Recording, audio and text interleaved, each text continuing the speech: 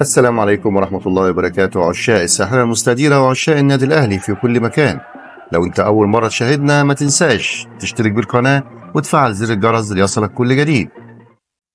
تسود أزمة داخل النادي الأهلي خلال الأيام القليلة الماضية بسبب التونسي محمد الضو كريستو لاعب الفريق الأول لكرة القدم بالنادي الأهلي.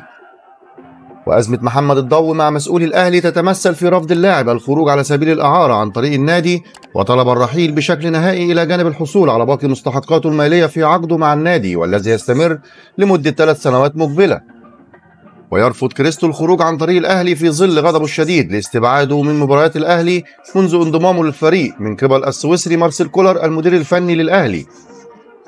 وتترقب إدارة النادي الأهلي عودة الضو من أجازته في تونس بنهاية الأسبوع الجاري، وذلك من أجل جلسة عاجلة معه لحل أزمته، خاصة أن هناك قرار نهائي من قبل الجهاز الفني بالاستغناء عن خدمات اللاعب لتوفير مكان أجنبي في قائمة الفريق.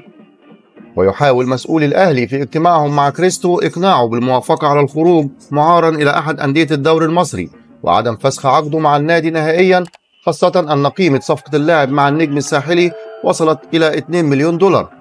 ويرفض مسؤولي الأهلي التفريط في خدمات كريستو نهائيا أو دفع باقي راتبه في المدة المتبقية من عقده.